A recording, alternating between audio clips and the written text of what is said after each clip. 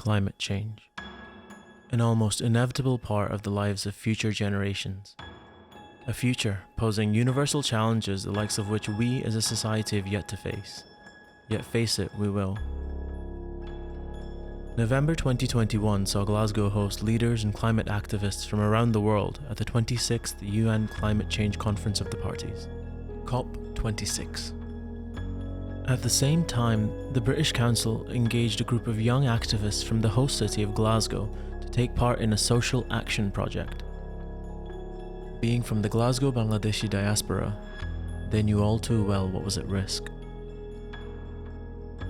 Rising sea levels and ever more destructive natural disasters are now commonplace in South Asia, and particularly in Bangladesh, displacing millions and destroying entire ecosystems.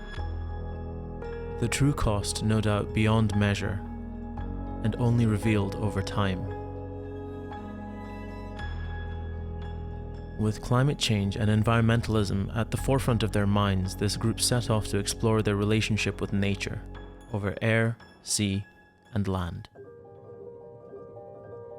Any good, healthy ecosystem needs to have kind of ecological integrity, and that means that things need to function and that there need to be all the different components that allow it to function. Ultimately, it's about having lots of different things doing lots of different jobs and making sure everything's covered.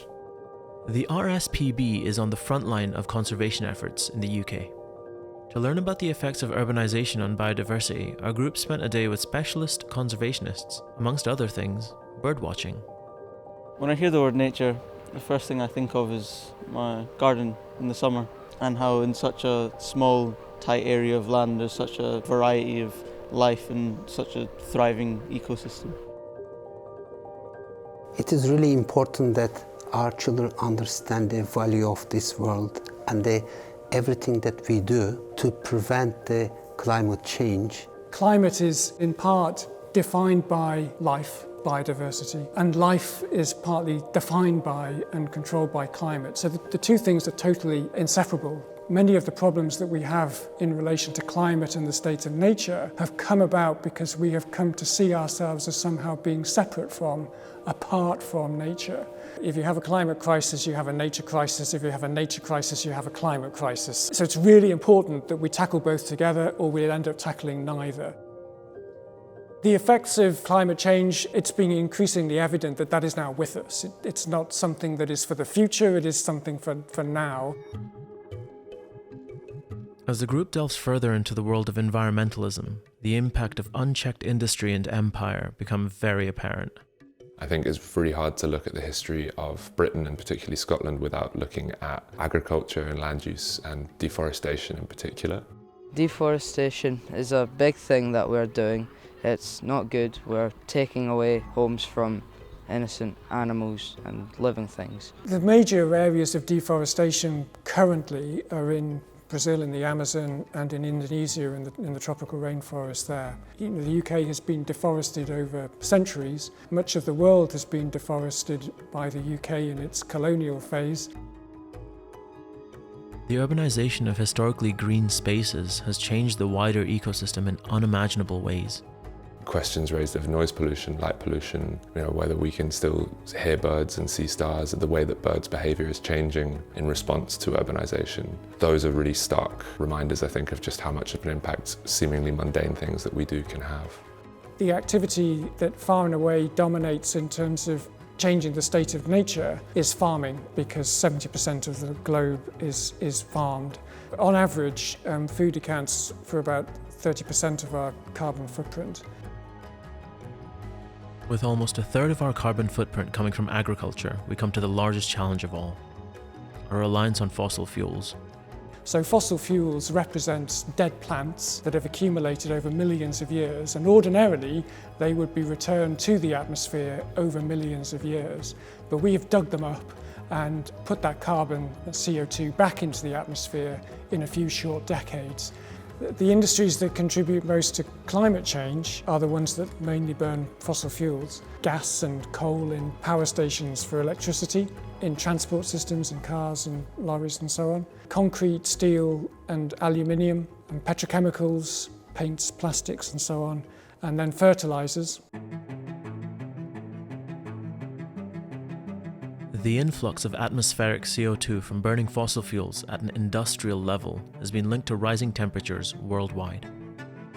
We've got less of a buffer against the changes that we're seeing in our kind of atmosphere because there aren't such sufficient natural stores to kind of absorb the impacts of those. Certainly over the last century, we've seen about a 1 degree C rise in temperature, and that's very rapid in any kind of geological sense of past events of climate change that we've seen. With rising temperatures, we'll have rising sea levels, we'll have more frequent, more intense storms, more frequent fires, more frequent floods, more prolonged and frequent drought periods. The consequences of this unrelenting forced growth from the world's industrial economies can no longer be ignored. The sea levels are rising and they're swallowing up countries such as Bangladesh and to be forgotten in like maybe 100 or 200 years. One of the effects of rising CO2 levels in the atmosphere is ocean acidification, increasing CO2 levels in the oceans as well. Ocean acidification threatens marine ecosystems as a whole. If there are acid rains, it damages the green part of our world. It goes into our food chain. Every fish that you are seeing, and people start seeing microplastic. 80% of the ocean pollutions are coming from the land-based activities. We are seeing all the effects of the plastics, pollutions, and number of areas around the world, and there is no more fish. There's going to be some bad events in the future. There's going to be people having to be evacuated because of wildfires. There's going to be breathing problems because of the polluted air, the smog that's going to be like covering over cities. There's going to be habitat loss. We're not going to see the biodiversity as we can see in this park that we're in right now. The main thing that needs to change is people's connection to it. People need to care. And I think it's very hard to teach people about things that they don't care about and don't see as important to their everyday lives. More than 60 million people are earning their lives around the world from fishing. 90% of the goods that are transported by sea is providing as a affordable and also sustainable food and material sources that are supporting people's higher standards of living. Being invested in the world around you and fighting to keep it alive is a core tenet of the Social Action Project. Over the last century, we've seen time and time again that the fight for change has been brought by the next generation. Climate activism is no different. It's going to be our generation who's going to have to deal with that, right? It's not going to be the politicians who are 70 years old. It's not going to be them who's going to have to deal with it. It's going to be us. Young people are being relied on to take action against climate change. It can affect a lot of us. It affects me. It's like impending doom. Like, it's just like knowing that if we can't slow this down, if we can't stop this or take any action, the world could end. And that's really scary. That's terrifying to know. At times, it may seem like we should give up. But right now, honestly, that's not an option. We only have one option right now, and that is to forge forward, make up new solutions, and come up with a way to save our world. Because if we don't save it, then we're pretty much doomed. COP26 had leaders from the world's greatest superpowers come together in Glasgow to further that very cause. They're setting up the Paris Agreement as a goal so we can tackle the problem of climate change together. The Paris Agreement is a legally binding treaty signed by 196 parties at COP21. This aimed to limit the worldwide temperature increase to 1.5 degrees Celsius above pre-industrial levels. This would go a long way to limiting the worst effects of climate change. Nature's very resilient and there will be something around. It's just whether it's what we need it to be. And we've already degraded our natural environment so much in so much of the world. If we want change, we have to change now. We can do things ourselves, or we can get these politicians to do something for us. But if we want change, it has to be now. I think getting people to have that awakening to realise how important it is to them and to the things that they value in their life. If we can get there, then I think there's a lot of headway that can be made from there. Young people like all of us can ask questions of where does stuff come from? How is it being produced? And the more that these questions are asked, the more that retailers and producers will have to answer to them.